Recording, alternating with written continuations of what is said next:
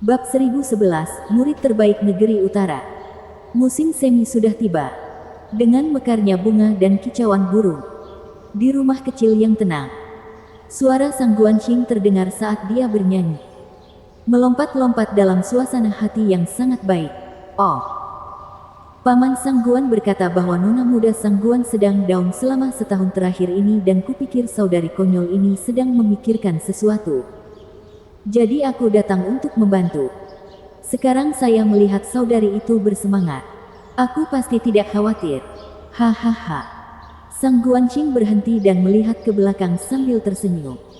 Di hadapannya ada penyembuh abadi dari wilayah selatan. Murong Sue dan pelayannya. Suyer, saudari Murong, kamu di sini juga. Sang Guanqing bersorak dan melompat ke pelukan Murong Sue. Murong Sue menepuk-nepuk rambut lembutnya. Dengan tanah utara dalam bahaya dan tanah lain membantu, tanah selatan juga tidak akan ketinggalan. Nona muda Sang Guan, nona muda sangat merindukanmu. Saat terakhir kali kita datang ke wilayah utara untuk mendapatkan obat, dia selalu ingin pergi ke wilayah timur dan bertemu denganmu. Nona muda, lagi. Namun wilayah utara berada dalam ancaman dan kepala klan harus bergegas ke sini. Nona muda ingin mengunjungimu di negeri timur, lalu datang ke negeri utara bersama klan Sang Guan. Hanya saja di wilayah timur kami menyadari bahwa Anda telah pergi ke wilayah utara sehingga nona muda bergegas ke sini bersama-sama. Dia mengambil jalan memutar. Suyer tersenyum pada kedua gadis itu saat dia menceritakan kepada mereka tentang perjalanan sulitnya. Sang Guanqing tersentuh dan melepaskan pelukannya untuk menatap mata jernih Murong Sue sambil meraih tangan lembutnya. Kamu telah melalui begitu banyak hal sebagai kakak. Bagaimana aku bisa membalas budimu? Ini bukan apa-apa bagimu dan kesulitan Paman Sang Guan dalam mengambil kembali pedang melonjak dari area pusat. Murong Sue memelototi Sang Guanqing yang, adikku. Apa maksudku tidak begitu berarti bagimu hingga tidak memberitahuku tentang masalah besar tentang pedang yang dicuri ini? Selain aliansi 4 negeri kami, dengan 2 klan kami yang begitu dekat, kami tidak akan pernah berdiam diri selama penderitaan Anda. Aku hanya harus pergi ke klan Sang Guan di wilayah timur untuk mengetahui bahwa kamu telah berani menghadapi bahaya yang begitu mengerikan sebelum mengambil jalan memutar ke wilayah utara dan ke sekte terang laut tanpa pemberitahuan terlebih dahulu. Syukurlah kamu baik-baik saja. Saya tidak akan tahu bagaimana menerima kekalahan Anda saat itu. Bukankah itu merupakan penghinaan terhadap persahabatan dekat klan kita? Sang Guanqing memberi pelukan erat pada Murong Sue yang sedang cemberut. Jangan marah, Kak. Ini semua salahku karena tidak memberitahumu. Tapi aku bukan satu-satunya yang pantas menerima kemarahanmu. Siapa? Ayah. Sang Guanqing terkikik. Setelah Sang Guan Feiyun mencuri pedang melonjak, seseorang mengusulkan agar kami bergandengan tangan dengan klan Murong. Tapi ayah menolak. Dia mengatakan bahwa ini adalah masalah klan kami dan jangan melibatkan orang lain. Karena akan mendapat cemoohan setelah masalah ini terungkap. Bagaimana kita bisa memberikan dukungan ketika kita bahkan tidak bisa menjaga pedang kita tetap aman? Bukankah itu akan mempermalukan klan kita? Murong Sue menghela nafas dan menggelengkan kepalanya. Itulah Paman Sang Guan yang kukenal. Terobsesi dengan penampilan. Benar. Kakak perempuan Murong. Pastikan untuk memberi pelajaran berharga pada ayahku yang keras kepala. Bagaimana aku bisa? Dia senior dan kami junior. Bagaimana kita bisa ikut campur dalam urusan mereka? Juga, Murong Sue terkekeh dan menghela nafas. Paman Sang Guan pasti ragu-ragu karena khawatir dengan klan kita. Dengan wilayah selatan yang belum memiliki konflik dengan wilayah tengah dan relatif damai antara kami dan kerajaan Bintang Pedang, aku masih bisa berpindah-pindah di rumah mereka. Namun jika kita ikut serta dalam masalah pedang yang dicuri, hal itu akan mendatangkan banyak masalah bagi kita. Klan Sang Guan adalah klan yang saleh dan tidak akan pernah menimbulkan kemalangan pada orang lain. Ini adalah sesuatu yang saya hargai tentang karakter dan rasa sakit Paman Sang Guan. Sang Guanqing mengangguk mengerti. Ya, Sang Guan adalah orang yang saleh dan klan Murong penuh dengan keadilan. Meskipun terpisah, Kami adalah contoh utama kebaikan di 5 negeri. Bagaimana lagi kedua klan kita bisa menjadi begitu dekat? Hahaha. Itulah yang kusebut partner dalam ketenaran. Mula-mula Murong Sue tersenyum. Lalu wajahnya bergerak-gerak saat Sang Guanqing selesai berbicara. Sambil merengek, Kak Yaner, apa itu tadi? Tidak apa-apa. Tidak apa-apa. Maksudku dengan keberanian dan keadilan. Setebal pencuri, ups, menutup mulutnya. Sang Guanqing menatap Murong Sue dengan canggung. Dan menjadi marah. Itu semua salah si pelit karena memutarbalikkan pandanganku. Murong Sue mengerutkan kening dan menggoda. Seorang pelit, Yang dikatakan Paman Sangguan kepadaku tentang hal yang sudah kamu rindukan selama 1 tahun sekarang. Ayah memberitahumu. Sangguan Qingyan tersipu malu dengan kepala tertunduk tapi senyum konyol. Murong Sue mengangguk. Paman Sangguan menghindari hal spesifik.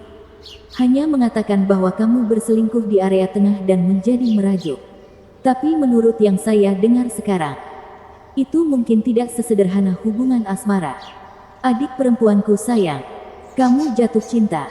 Benar-benar mabuk cinta. Hahaha. Seolah-olah. Mengapa tidak? Murong Sue menggoda.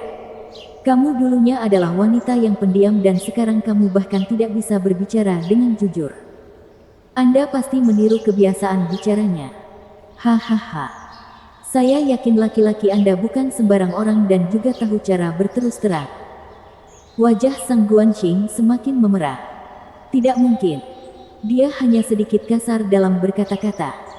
Bagaimana dengan sepupumu, Sangguan Yulin, yang selalu menempel padamu seperti lem? Bagaimana perbandingannya?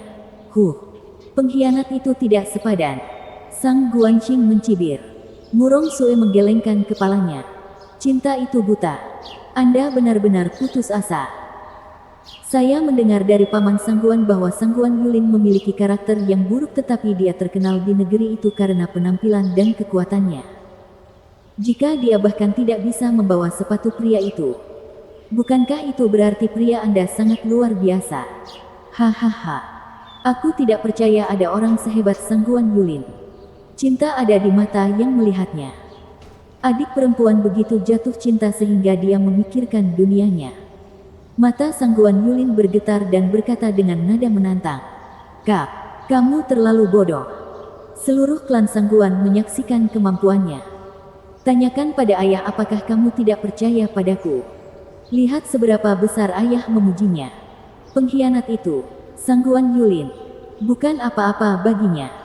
Bukankah kamu sekarang sedang berdebat denganku tentang kehebatannya yang berlebihan? Anda bahkan berani membalas saya. Mengatakan bahwa saya buta. Gadis sialan. Ingin aku membuatmu sadar. Murong Sue mengangkat tangannya sambil menyeringai licik dan melepaskan serangan menggelitiknya pada gadis yang dicintai itu. Sang Guanqing mengelak sambil tertawa agar dia berhenti. Kakak Murong, tolong hentikan. Saya tidak akan mengatakannya. Anda tidak buta. Anda berpikiran sempit. Hei, apakah kamu hanya memilih kebiasaan buruknya? Ini menunjukkan bahwa dia bukanlah orang yang baik. Namun kamu masih mengatakannya. Murong Sue mengayun sementara Sang Guanqing terus mengelak dengan humor yang bagus. Gadis-gadis itu bersenang-senang dengan Zuyer yang terkikik di sampingnya sebagai penyemangat. Nona muda, Nona Sangguan, itu dia. Teruskan. Hai. Pohon kacang merah di selatan akan tumbuh pada musim semi, mereka menghasilkan banyak buah di atas. Saya harap Anda segera memetik banyak karena itu adalah anugerah cinta. Di tengah keasyikan mereka, sebuah puisi menenggelamkan jeritan kedua gadis itu. Tak mampu mengganggu nyaring suara sang pembicara. Gadis-gadis itu menghentikan kesenangan mereka dan melihat ke pintu masuk. Seorang pria berjubah panjang dan rambut diikat. Seorang sarjana paling halus dalam sikap dan kecepatan. Berjalan masuk sambil memegang bunga plum salju di tangannya. Murong Sue memulai penampilannya. Ouyang Changqing, kamu keluar. Murid terbaik dari wilayah utara. Ouyang Changqing. Sang Guanqing terkikik. Aku sudah pergi ke wilayah utara beberapa kali. Tapi aku belum pernah bertemu denganmu sampai sekarang. Ouyang Changqing membungkuk dan tersenyum. Nona muda Sangguan, saya seringkali mengasingkan diri. Wajar jika belum bertemu denganku. Saudari Sue, sudah lama tidak bertemu. Bunga plum salju ini untukmu. Ouyang Changqing tersenyum saat dia menghadiahkan bunga itu dengan hormat dan senyuman. Murong Sue tidak menerimanya. Terlalu dini untuk memanggilku seperti itu. Bagaimana kalau itu tepat? Ouyang Changqing berseri-seri. Sekarang ayah telah sembuh dari luka-lukanya dan saudara laki-lakimu menjadi tamu di Sekte Terang Laut. Aku akan meminta ayah untuk meminta saudara laki-lakimu untuk memberikanku tanganmu untuk dinikahkan. Lalu kita bisa mengadakan pernikahan dini. Hahaha. Bab 1012 Kecurigaan. Apa? Sang Guanxing tampak kaget saat melihat Murong Sue dan Ouyang Changqing.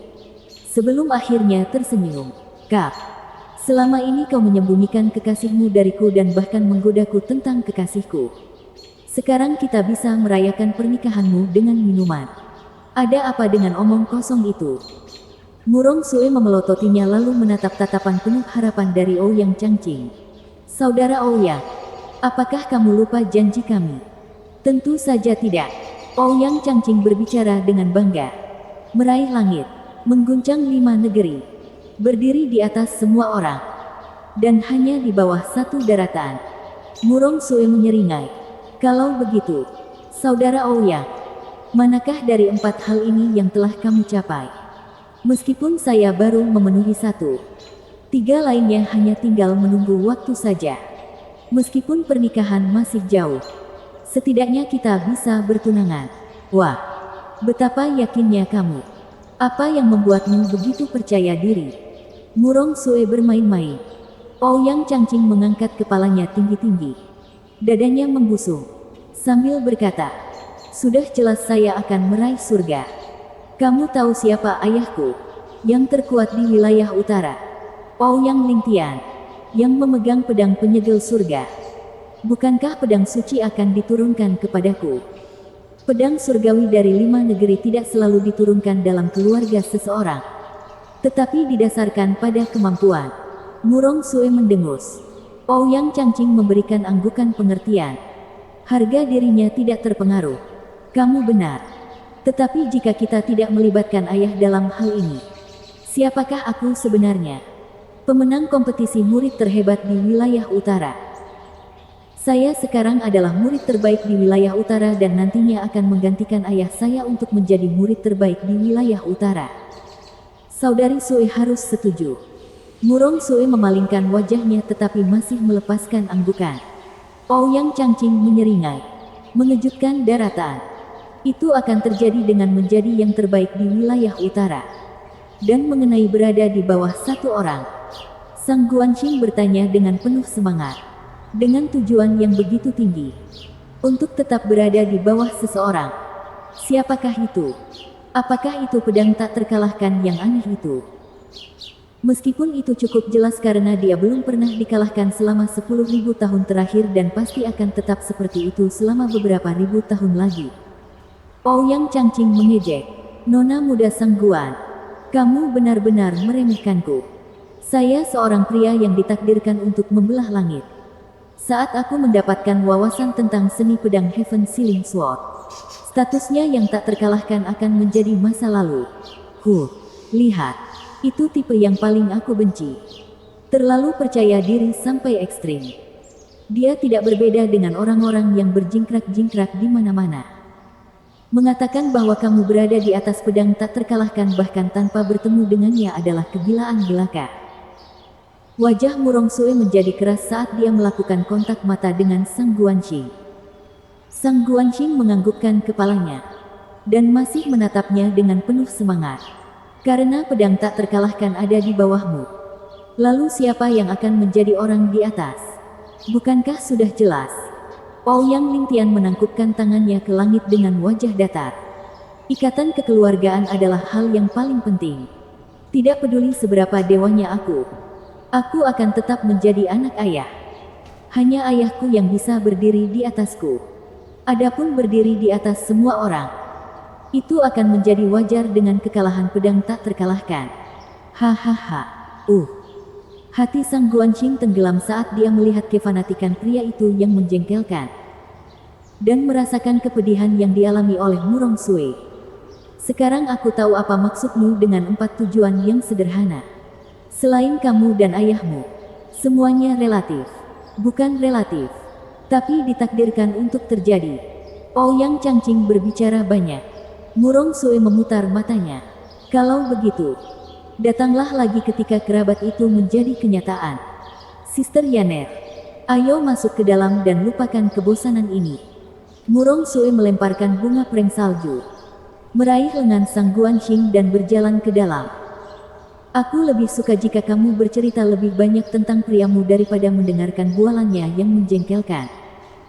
Sang Guanqing mengangkat bahunya dan mengikutinya. Tidak punya pilihan lain. Ouyang Changqing menangis dari belakang. Saudari Sui, saya akan berhasil. Percayalah.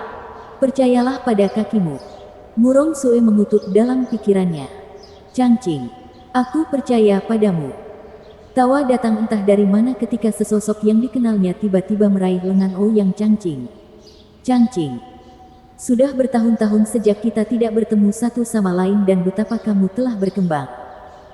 Sudah berada di tahap harmoni jiwa lapisan ke-8. Tidak ada murid sepertimu di 3 negeri lainnya. Langit adalah batasnya. Kubilang padamu. Hahaha. Ouyang Changqing berseri-seri. Egonya terpacu. Saudara Murong, sudah lama sekali. Aku juga merindukanmu. Murong Sui berhenti sejenak dan memandang ke arah Sang Guanqing sambil menghela nafas. Aku hanya tidak tahu apa yang dilihat kakak laki-lakinya hingga dia menyerahkan adik perempuannya. Suir, apakah kamu mengatakan sesuatu? Tidak ada apa-apa. Sekarang saudara itu ada di sini. Apakah itu berarti kamu menemukan petunjuk untuk melacak mereka? Murong Sui masih memegangi Sang Guanqing sambil membungkuk sedikit. Murong Lai yang tersenyum tiba-tiba berubah menjadi gelap. Jangan ingatkan aku. Ketiganya bagaikan hantu yang menghilang dari muka bumi. Si Cloud Sect telah mencari selama 6 bulan sekarang tetapi hasilnya masih kosong. Mereka pasti sudah meninggalkan area itu dan semua petunjuk hilang. Saya hanya bisa kembali. Siapakah mereka yang bisa lolos dari Dewa Pedang Matahari Arden? Apakah mereka begitu hebat?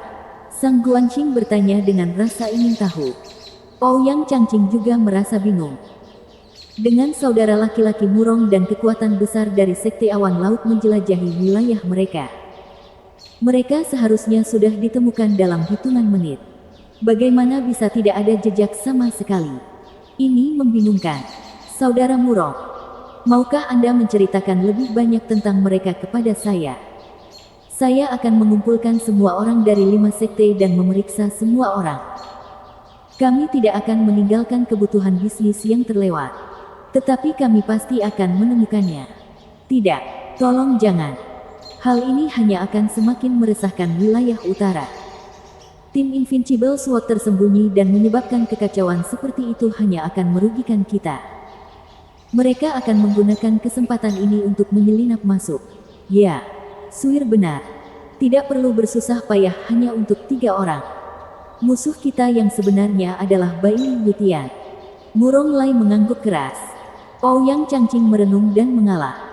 Apakah itu berarti, saudara Murong, mereka bukan dari daerah pusat? Siapa mereka? Sang Guanqing menangkap maksud dari ucapan Murong Lai. Murong Sui menghela nafas. Pria itu licik seperti iblis. Menyebabkan ribuan korban di area tengah lalu menghilang tanpa jejak. Sekarang dia muncul di wilayah utara bersama dengan seorang ahli yang bisa melawan saudaraku hingga terhenti. Apa yang sedang dia lakukan? Kami belum yakin dengan pendiriannya mengenai konflik di wilayah utara. Tapi tidak diragukan lagi dia adalah elemen yang berbahaya. Bahkan saudara laki-laki Murong tidak bisa menangkapnya. Siapa dia? Sang Guanqing berteriak dan Ouyang Changqing menatapnya dengan kaget. Murong Sui lah yang masih menjelaskan. Saya tidak tahu siapa dia. Hanya saja dia meninggalkan satu nama di area tengah. Gu Yifan. Apa? Sang Guanqing ternganga. Hampir berpikir keras. Tapi dia berhasil menahan diri tepat pada waktunya. Meski wajahnya tenggelam. Bagaimana mungkin dia? Mengapa para murong mengejarnya? Apa sekarang? Saat dia berpikir untuk mencari tahu, Ouyang Changqing memperburuk keadaan sambil menghela nafas.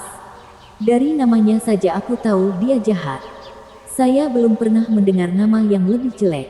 Lagi pula, siapa yang waras yang akan menggunakan nama asli mereka ketika melakukan kejahatan? Murong Sue memutar matanya ke arahnya.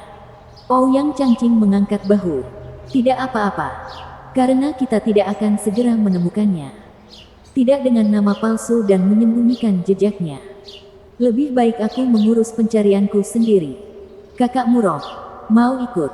Siapa yang kamu cari? Murong Sue menyeringai. Pemimpin sekte Ling sebenarnya mempercayai seseorang yang dangkal sepertimu untuk menemukan seseorang yang mencurigakan.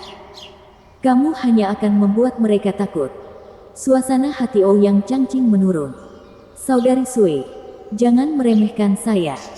Pemimpin sekte Ling secara pribadi meminta saya untuk mengajukan pertanyaan. Sebuah karavan baru saja tiba di sekte tersebut. Salah satu milik klan Qian. Salah satu dari 3 klan pedagang besar di wilayah utara.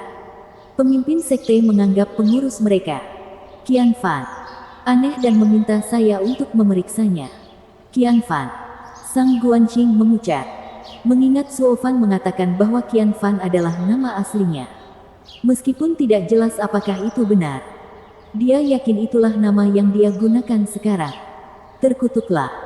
Dia bahkan mengatakan untuk merahasiakannya. Hampir tidak ada waktu berlalu dan dia sudah dicurigai. Sekarang kakak dan adik Murong mengejarmu. Apa yang harus kulakukan? Sang Guanqing diliputi oleh kecemasan dan kekhawatiran. Pria sialan itu selalu tahu bagaimana membuatku gelisah. Bab 1013, Penghalang Terkuat. Melihat Sang Guanqing begitu tertekan dan gelisah, semua orang memandangnya dengan aneh. Dan Murong Sue bertanya, Saudari Yaner, ada apa? Sesuatu yang salah? Tidak. Aku baru saja mengingat sesuatu yang penting yang membutuhkan perhatianmu.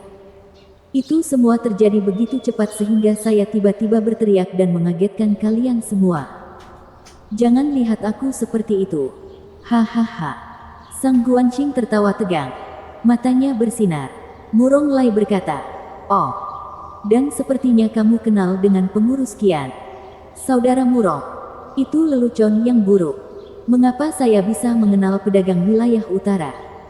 Tepat ketika saudara laki-laki Ouyang menyebutkan namanya, aku teringat akan suatu masalah yang menyedihkan. Benar-benar kebetulan. Hehehe. Sang Guanqing berusaha keras untuk menutupi semuanya. Sementara yang lain hanya mengabaikannya. Saudari Yaner, kamu sudah dewasa namun begitu mudah diaduk. Anda harus khawatir tentang dinikahkan. Aku tidak akan pernah menikah dan tinggal bersama saudari Sue. Hai, Sang Guanqing mengangkat alisnya sambil memeluk lengan Murong Sue. Menggosok kepala kecilnya yang lucu. Murong Sue balas tersenyum. Murong Lai dan Ouyang Changqing melihat kedua gadis itu begitu dekat dan hanya mengangkat bahu. Murong Lai kemudian tersenyum pada Sang Guanqing. Saudari Yaner, masalah apa yang memerlukan bantuanku? Anda bisa mengatakannya saja. Dengan baik. Terlihat ragu-ragu. Sang Guanqing tersendat saat dia berseri-seri. Itu adalah sesuatu yang ayah tidak ingin aku katakan. Tapi baru-baru ini dia sangat khawatir akan hal itu sehingga aku mulai khawatir juga. Sebenarnya, Murong Lai berubah serius. Saudara Sangguan, pastilah sangat menyedihkan karena bahkan kepala klan Sangguan pun tidak bisa menyelesaikannya. Yaner, ceritakan semuanya padaku dan mungkin aku bisa menawarkan bantuanku. Saudara Murong, kamu tidak boleh mengatakan sepatah kata pun kepada ayah bahwa akulah yang memberitahumu. Kamu tahu betapa terobsesinya dia dengan penampilan. Sangguan Qingyan memasang ekspresi sedih saat dia menceritakan rahasia besarnya. Murong Lai dan yang lainnya mendengarkan dengan penuh perhatian. Dan Ouyang Changqing tampak penuh harap. Tentu saja, Saudari Yaner, kami tidak akan pernah menyebutmu. Sebenarnya aku sangat penasaran ingin mengetahui rahasia ini. Apalagi tentang klan sebesar itu. Hehehe. Sang Guanqing memutar matanya, memelototinya dan mengangkat hidungnya. Lalu menghela nafas. Sejujurnya, saudara laki-laki Ouyang, kita mungkin telah menemukan pedang melonjak dari area tengah. Tapi sekarang pedang itu sudah hancur. Apa? Murong Lai tersentak. 5 pedang dewa dari negeri yang dapat mengupas baja, membelah langit, menghancurkan bumi. Benda terkuat di dunia. Apakah salah satunya telah hancur? Apakah sebenarnya ada orang yang bisa melakukan ini? Saudara Murong, yang ingin saya katakan bukanlah pedang itu sendiri yang patah, tetapi roh pedang tersegel dan tidak dapat melepaskan kekuatan pedang dewa. Itu tidak lebih dari pemberat kertas yang dimuliakan. Sang Guanqing menghela nafas. Ayah dan ketiga yang mulia tidak kenal lelah dalam mencoba membuka segelnya selama sebagian besar tahun ini. Tanpa hasil, penyegelannya sangat kuat, tidak menyisakan apapun yang bisa mereka gunakan. Itu sebabnya aku ingin bertanya pada saudara Murong, apakah kamu bisa membantu ayah? Murong Lai menjadi muram dan tersentak ketika dia memanggilnya. Dia berteriak, saudara Sangguan terlalu bodoh. Masalah ini tidak sesederhana hanya mementingkan wilayah timur sehingga dia bisa menyembunyikannya dari kita. Kita semua tahu betapa mengerikannya pedang tak terkalahkan. Tanpa bantuan Soaring Sword, bagaimana kita bisa menghentikannya? Terima kasih telah berbagi ini dengan saya. Atau saya khawatir kita akan berada dalam kegelapan bahkan ketika ketiga pedang dewa berkumpul untuk melawan monster tua itu. Memberitahu kami pada saat terakhir bahwa pedang melonjak dipatahkan akan sangat menyedihkan. Changqing, suruh ayahmu menemui Sangguan Feixiong. Suer, sekarang kita akan menemuinya dan memahami situasinya. Orang tua itu, bagaimana dia bisa begitu buta? Dengan mencari keagungan, dia membahayakan seluruh aliansi. Murong Lai menjadi kesal dan mengumpat ketika ia bergegas menuju penginapan klan Sangguan. Murong Sue tampak muram saat dia mengikutinya. Dengan Dan Qingsen mengambil pedang ilahi wilayah barat, hanya tersisa 3 pedang untuk melawan pedang tak terkalahkan. Sekarang 3 menjadi 2. Menghentikan monster itu mustahil. Dia tidak hanya kuat sendirian, tapi juga menggunakan senjata suci. Ouyang Changqing memulai, lalu berkata, saudara Murong, pemimpin sekte memberi saya pekerjaan yang harus dilakukan. Bukankah itu hanya pemeriksaan terhadap orang yang mencurigakan? Itu bisa menunggu. Pedang melonjak yang tersegel diutamakan. Beritahu ayahmu. Murong Lai balas berteriak sambil terbang menjauh. Diikuti oleh Murong Sue dan Suyer. Ouyang Changqing mengangguk dengan cepat dan pergi ke jalannya sendiri juga. Hanya Sang Guanqing yang dibiarkan berdiri sendirian di sana. Sambil mengintip ke sekeliling, Sang Guanqing juga melesat pergi. Tapi ke arah yang benar-benar berbeda dari yang lain. Ayah, maaf. Hanya kamulah alasan yang terpikir olehku. Aku harus memperingatkan iblis itu bahwa dia akan ketahuan. Zuo Fan telah meninggalkan pulau terapung tertinggi dan setelah bertanya-tanya, dia terbang ke pulau terendah untuk menemukan timnya. Di sebuah rumah terpencil di tempat terpencil, angin laut sesekali bertiup, menyegarkan dan menyegarkan, karena tidak ingin menikmati pemandangan. Zuo Fan langsung masuk ke dalam halaman lalu menggunakan pengetuk kuningan di pintu besar. Sebuah suara hati-hati menjawab, siapa itu? Ini aku, pramugara Qian.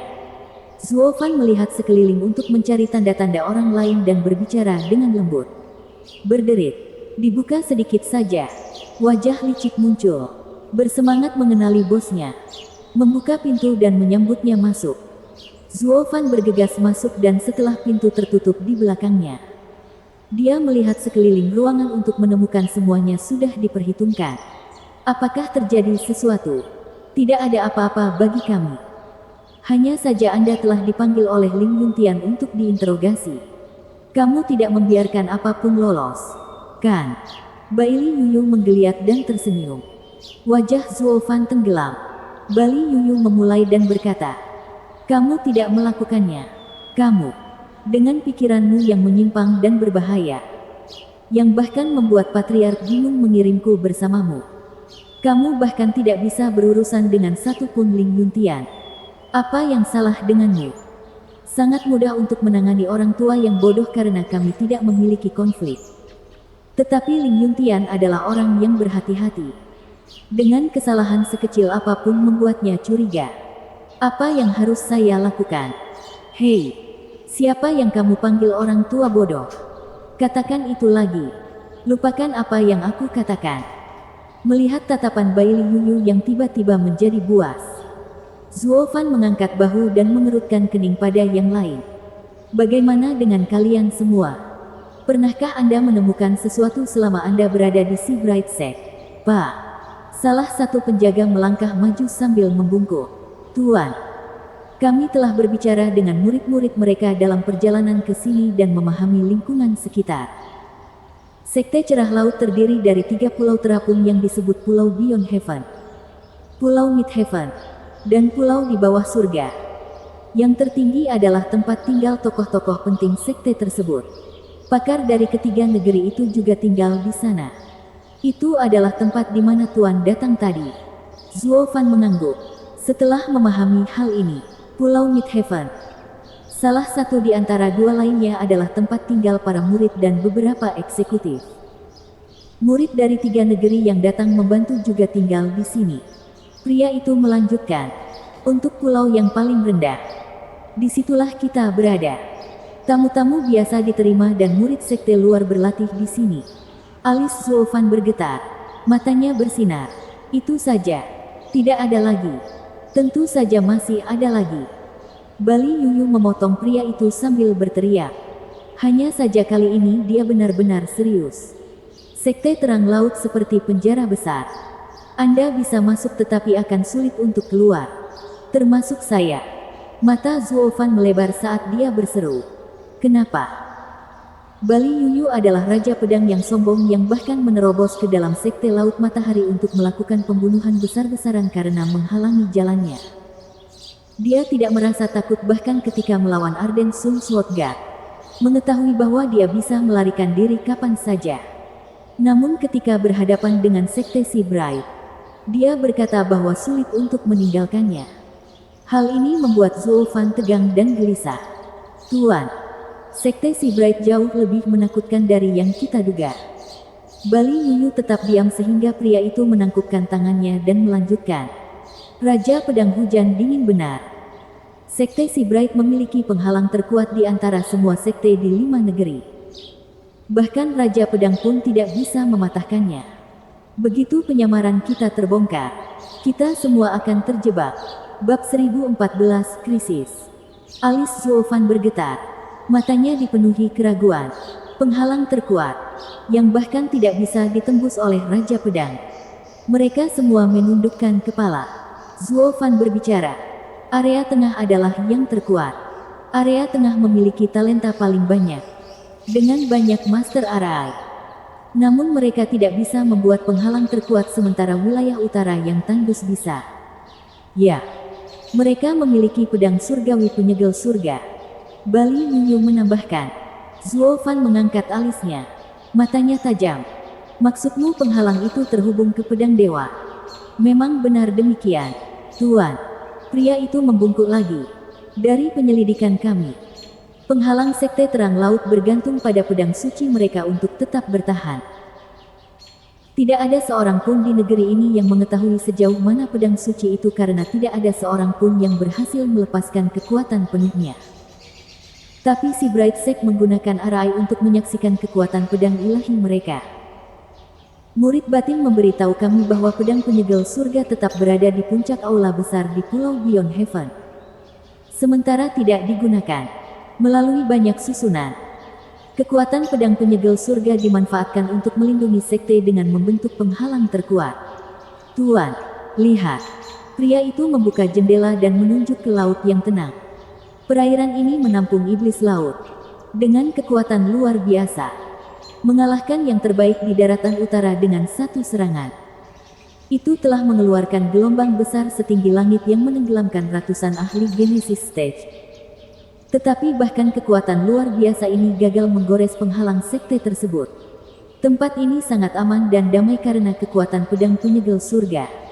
Pedang itu melampaui pemahaman siapapun. Setelah mendengar ini juga, aku pergi memeriksa penghalangnya. Benar saja, tidak ada jejak Yuan Qi saya yang bisa lolos. Tidak ada celah yang bisa saya gunakan. Saya berani mengatakan bahwa kekuatan penuh saya pun tidak dapat menggoresnya. Bali Yuyu menghela nafas dan menggelengkan kepalanya. Seperti pahlawan yang melewati masa jayanya. Melihat perairan yang damai, Zuo Fan berkata, "Jadi maksudmu adalah penghalang besar ini mengisolasi iblis laut dari sekte terang laut. Jika saya ingin menjelajah lebih jauh ke laut dan menemukan iblis laut, saya harus memecahkan penghalangnya terlebih dahulu." Mengenai itu, penjaga yang sama mengerutkan kening. Saya yakin bahkan yang terkuat pun, Baili Yutian, tidak dapat melakukan. Tatapan dingin Bali Yuyu mendarat pada pria itu. Menarik perhatiannya saat dia berdeham. Terkadang yang terbaik adalah tidak melibatkan patriark tercintanya. Pria itu tersentak dan merendahkan suaranya. Mata Zuo Fan bersinar. Kami tidak punya pilihan selain mengambil pedang penyegel surga dan menghancurkan penghalang. Mencuri pedang penyegel surga. Semua orang berteriak. Sekte terang laut akan mengetahui kapan hal itu terjadi dan mereka akan menyerang kita dengan kekuatan. Tidak akan ada jalan keluar bagi kita. Zuo Fan menyeringai. Akulah yang akan mengambilnya, bukan kamu. Jadi apa yang kamu takutkan? Dan begitu saya mendapatkannya, saya akan langsung lari ke laut untuk mencari iblis laut. Mereka hanya akan mengikutiku untuk melihat setan laut. Sedangkan bagi Anda akan menggunakan kekacauan untuk melarikan diri. Misimu sudah selesai, Tuan. Risikonya terlalu besar. Baik itu menyerang iblis laut atau sekte terang laut memburu Anda. Zuo Fan mengangkat tangannya untuk menghentikannya. Pikirannya berubah. Itu perintah. Ya, Tuan. Mereka semua melihat sikap tegas Zuo Fan dan menghela nafas. Saat itu, tiba-tiba ada ketukan di pintu yang membuat semua orang gelisah. Siapa itu? Kami hanyalah sekelompok pedagang. Tidak mungkin si Bright Sek mencurigakan, kan? Atau penyamaran kita terbongkar begitu cepat. Semua orang tegang. Dengan keringat mengucur di wajah mereka, Zuo Fan berteriak, "Siapa di sana? Ini aku. Bukalah." Zuo Fan tersentak dan memutar matanya sambil menghela nafas. Apa yang dilakukan gadis ini di sini? Zuo Fan membuka pintu dan Sang Guanxing langsung masuk. Tampak senang melihatnya. "Ini benar-benar kamu." "Aku benar. Kamu menggunakan Qian Fan sebagai kedok." "Hahaha. Iya. Sekarang kenapa kamu ada di sini?" Zuo Fan tampak getir. Sisanya santai karena mereka begitu santai satu sama lain. Bali Yuyu mengejek. "Ya ampun. Kamu romantis sekali, Qian Fan.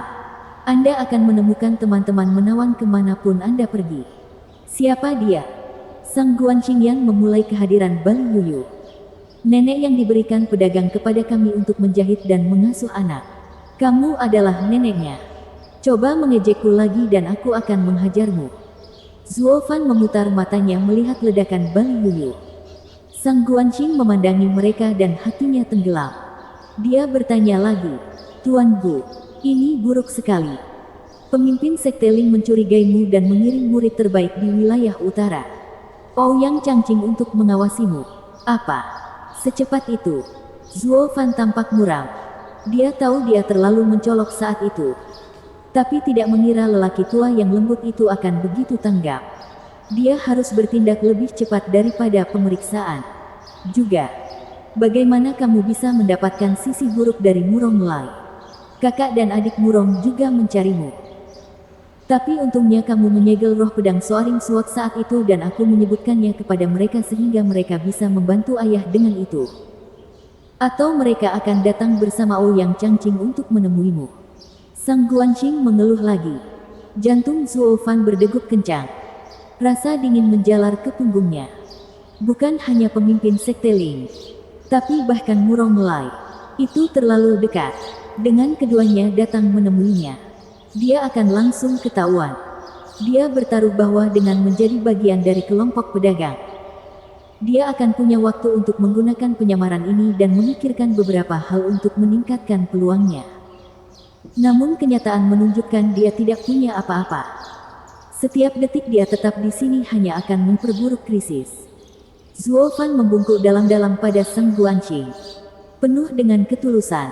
Terima kasih, Nona Sangguan atas bantuan tepat waktu Anda. Tanpamu, aku akan berada dalam bahaya besar. Saya tidak akan pernah melupakan ini. Hei, ini semua untuk Sanzi muda. Sangguan Qingyan menjadi malu-malu tetapi senyuman masih terbentuk. Karena Tuan Gu akan mengingat bantuan ini. Maukah Anda mempercayai saya dengan nama asli Anda? Bagaimana aku tahu kalau kamu tulus jika aku bahkan tidak tahu namamu? Zuo Fan berhenti. Lalu menatap matanya yang penuh harapan sambil mengangguk. Baiklah. Saya Zuo Fan dari wilayah barat. Zuo Fan. Mata Sang Guanqing bersinar saat dia tersenyum lebih lebar. Saya akan mengingatnya dengan baik. Lebih baik jangan menggunakan nama palsu lagi atau kamu akan menyesal. Itu asli. Percayalah. Hanya saja, sebaiknya kamu tidak memberitahukannya kepada siapapun. Karena aku seharusnya sudah mati. Bagaimana bisa? Kamu akan tahu seiring berjalannya waktu. Zuo Fan tersenyum. Oh benar. Kamu bilang Murong Lai pergi untuk menangani pedang melonjak yang tersegel. Bagaimana dengan yang lainnya? Sang Guanqing dengan cepat menjawab. Saudara Murong telah meminta Ouyang Changqing untuk menemukan ayahnya dan pergi ke sana juga. Itu bagus. Karena perang sedang terjadi. Semakin banyak orang yang membuka segel pedangnya, semakin baik dan cepat. Mata Zuo Fan bersinar saat dia merencanakan langkah selanjutnya. Sang Guanqing buru-buru berkata, Zuo Fan, ada sesuatu yang ingin kutanyakan padamu. Saat kamu mengembalikan Soaring Sword ke klan Sangguan, apakah kamu sengaja menyegelnya? Oh, tidak sama sekali. Aku menyegelnya ketika aku harus berurusan dengan Soaring Sword. Semuanya terjadi begitu cepat sehingga saya lupa membuka segelnya. Zuo Fan berkata, kamu juga tahu betapa kritisnya kondisi Sanzi muda. Saya tidak keberatan mengkhawatirkan hal lain. Aku tahu, kamu tidak sengaja membodohi kami. Zuo Fan menjelaskan dengan santai dan Sang Guanqing langsung bangkit dan mengecup pipinya. Semua orang berdiri tercengang, bahkan Zuo Fan. Tatapannya hilang di kejauhan dan tidak responsif. Bab 1015, berusaha menjadi yang terbaik. Suasananya anjlok, dan udara membeku di tempatnya. Yang lain menyaksikan dengan mulut menganga sementara Zuo Fan terpaku di tempatnya dengan pikiran terpesona. Sang Guanqing memperhatikan getaran canggung dari penampilan mereka dan tersipu malu karena tindakan impulsifnya. Memilih untuk segera melarikan diri. Betapa memalukannya. Zuo Fan akhirnya tersentak, mendapatkan kehidupan kembali dalam dirinya. Langsung memperlakukannya seolah itu tidak pernah terjadi. Dia dengan lembut menutup pintu dan bertanya, Anda mendengar Nona Sangguan, kan? Ya, hahaha.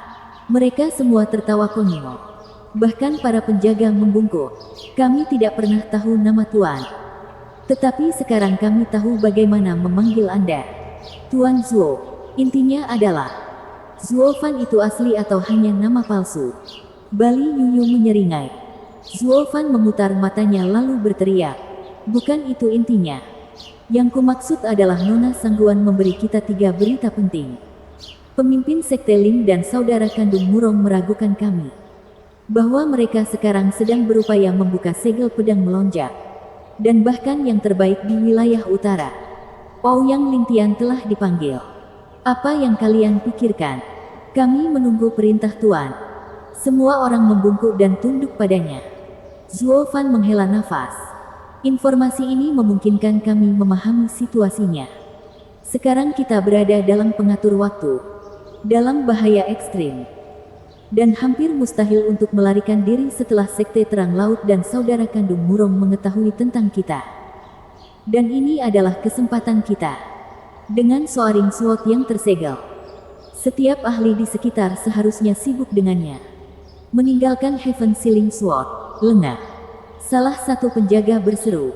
Tuan ingin mencuri pedang penyegel surga lalu menghancurkan penghalang. Tapi bukankah ini terlalu terburu-buru? Kita berpacu dengan waktu.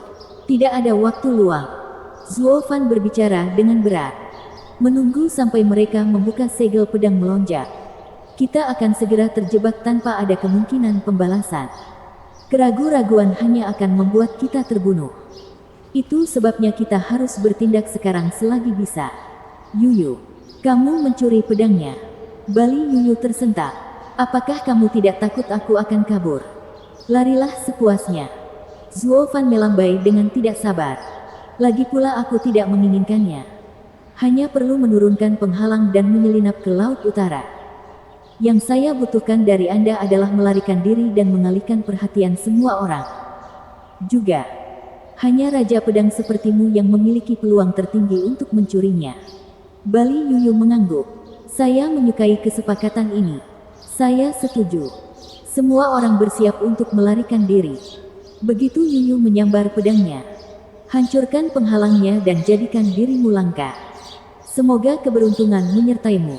Zuo Fan terus terang. Bali Yuyu tidak akan berada dalam bahaya begitu kekacauan terjadi. Sedangkan sisanya akan dijadikan kambing hitam. Setidaknya orang-orang ini adalah orang-orang yang setia pada Serene Sores Trading. Rela mati demi menjadikan perusahaan mereka hebat kembali. Sambil menangkupkan tangan, orang-orang itu berbicara dengan tekad. Kami akan patuh. Tapi kapan kita bertindak, Pak? Lebih cepat lebih baik. Malam ini, Zuo Fan menyatakan. Semua orang siap secara mental untuk apa yang akan terjadi. Bang! Tiba-tiba terdengar ketukan keras di pintu. Terlalu kuat untuk terdengar dari Seng Guanqing. Pasti Ouyang Changqing yang memeriksa kita. Zuo Fan mengangguk sedikit dan berkata, siapa itu dan apa yang membawamu ke sini? Saya adalah murid sekte Si Bright, Ouyang Changqing. Saya mengetahui bahwa Anda telah melakukan perjalanan jauh untuk membawakan kami perbekalan dan pasti lelah karena perjalanan Anda. Jadi saya datang berkunjung. Aku harap aku tidak mengganggumu. Sebuah suara yang jelas datang dari balik pintu. Penuh dengan rasa hormat. Meskipun nadanya mengisyaratkan sikap superiornya. Bali Yuyu mencibir dan berbisik. Orang bodoh yang sombong. Zuo Fan menggelengkan kepalanya dan membuka pintu. Menemukan Ouyang Changqing sedang merapikan pakaiannya. Dan tersenyum kering. Hahaha. Tuan Muda Ouyang. Selamat datang. Selamat datang. Anda memberi banyak kehormatan pada karavan pedagang kecil kami dengan kehadiran Anda. Salam. Apakah kamu mengenalku? Mungkin. Mata Ouyang Changqing berbinar gembira. Itu wajar saja. Ayahku adalah yang terbaik di wilayah utara. Ouyang Lingtian. Dan aku adalah murid terbaik di wilayah utara. Namaku tersebar jauh dan luas ke setiap telinga di dunia. Anda harus dipenuhi dengan rasa terima kasih dan kehormatan yang tak terbatas karena saya mengunjungi Anda. Hehehe. Zuo Fan tersenyum pahit, memperhatikan seringai Bali Yuyu. Murid terbaik memang benar-benar orang bodoh yang sombong. Sebenarnya yang terburuk di antara mereka semua. Hahaha. Tentu saja. Nama besar Tuan Muda Ouyang membuat kita semua kagum. Kamu terlalu baik. Meskipun itu benar. Hahaha. Ouyang Changqing menggembung dan tertawa ketika dia masuk. Kalian semua adalah pedagang di sini. Dan tidak hanya berpura-pura, kan? Zuo Fan tahu kemana dia pergi tetapi juga tahu karakternya yang tidak stabil jadi dia tersenyum tanpa rasa takut. Tuan Muda Ouyang, itu bagus. Hahaha. Dia pasti nyonya. Tapi bagaimana dengan anak itu? Apakah kamu membuangnya karena dia bukan milikmu? Hahaha. Karena tidak bisa bangkit dari Zuo Fan. Ouyang Changqing meningkatkan pertanyaannya. Mendekati provokasi. Wajah semua orang menunduk dan menoleh ke Zuo Fan. Ini adalah upaya untuk memancing emosi mereka. Orang tua manapun akan marah. Bahkan orang yang menyanjung pun akan tersinggung. Sedangkan orang yang mencurigakan akan berusaha tetap tenang. Perbedaan reaksi inilah yang menentukan apakah ada yang salah atau tidak pada target. Menjadi terlalu marah tidak akan berhasil karena mereka adalah pedagang dan tidak boleh menyinggung murid sekte besar. Meskipun terlalu tenang juga tidak mungkin dilakukan. Karena itu menunjukkan bahwa semuanya hanyalah akting belaka. Saat Ouyang Changqing mengamati wajah mereka untuk mencari petunjuk apapun yang memberitahu mereka, dia mendengar makian datang dari ruangan lain. Dasar bocah nakal. Kamu adalah anak palsu di sini. Anda datang ke sini untuk membicarakan sampah. Bukan. Ayahku akan mengusirmu. Kiawer meledak dan membentak Ouyang Changqing dengan marah. Hei, di mana sopan santunnya? Apa orang tuamu tidak mengajarimu sesuatu? Tolong jangan marah. Aku selalu memanjakannya. Anak-anak membicarakan segala macam hal gila. Hahaha. Wajah Ouyang Changqing berkedut. Diajak bicara oleh seorang anak kecil. Zuo Fan meminta maaf lalu berteriak pada Kiawer. Apa yang kamu lakukan di sini? Kembali ke dalam. Kiawer mendengus dan menyerbu masuk. Dengan Bali Yuyu mengacungkan jempolnya. Ouyang Changqing menarik napas dalam-dalam. Masih merasa kesal. Dia datang ke sini untuk memeriksanya dan hampir tidak mengeluarkan kata-kata apapun ketika seorang bocah nakal mulai mengutuknya. Apakah anak itu juga mencurigakan? Apakah semua itu hanya akting? Tidak. Apa yang diketahui bocah nakal? Mengabaikan semua itu. Setelah melalui peristiwa yang meresahkan itu, Ouyang Changqing memilih untuk menyerah dalam menguji pasangan suami istri tersebut. Dan kini mengambil pendekatan yang berbeda. Tapi kemudian sebuah teriakan familiar memanggilnya dari luar. Ouyang Changqing, keluar dari sini sekarang juga. Kita belum selesai dengan pertarungan kemarin. Kedengarannya sangat familiar. Zuo Fan mengerutkan kening. Sementara Ouyang Changqing memutar matanya dan berjalan keluar. Yan Mo, di antara junior negeri barat, kamu termasuk yang terbaik. Jadi setidaknya kamu harus bersikap seperti itu. Kemarin aku berdebat denganmu tapi kamu masih ingin lebih. Apakah kamu tidak malu mengejarku lagi? Apakah bisa? Kami baru saja bertarung sekali dan Anda sudah menyebut diri Anda murid terbaik di 5 negeri. Bahwa Anda menginjak tanah barat. Di mana martabatmu? Teriakan lain datang dari luar. Kali ini dipenuhi amarah. Zuo Fan tersentak. Yan Mo, orang-orang dari wilayah barat juga ada di sini. Astaga, aku tidak bisa membiarkan mereka melihatku. Zuo Fan menatap yang lain dengan serius dan menunjuk ke wajahnya lalu keluar sambil menggelengkan kepala. Mereka mengangkat bahu. Terjebak juga. Ouyang Changqing, yang berada di dekatnya, belum menyadari reaksi Zuo Fan. Masih mengomel dengan Yan Mo di luar. Sekarang kamu mengatakan bahwa mengalahkanmu tidak berarti mengalahkan wilayah barat. Ketika saya bertanya apakah Anda mewakili wilayah barat dalam pertarungan kita kemarin, Anda cukup sombong menyebut diri Anda yang terkuat di wilayah barat. Sekarang setelah kamu kalah, kamu tidak lagi mewakili rumahmu. Dan Yan Mo mencibir, selalu berusaha menjadi yang terbaik. Saya akhirnya mendapatkan pertarungan yang bagus. Jadi bagaimana saya bisa membiarkannya begitu saja? Bagaimanapun, karena aku tahu bahwa aku akan menjadi yang terbaik di wilayah barat cepat atau lambat. Itu sudah cukup. Tapi kemudian Anda, putra terbaik di wilayah utara, harus bersikap sombong saat Anda menyatakan diri Anda sebagai pemenang atas wilayah barat setelah satu pertarungan. Apakah kamu tidak malu? Kaulah yang tidak tahu malu. Membual di hadapanku seperti itu. Wajah Ouyang Changqing berkedut. Kehilangan kata-kata. Bersambung.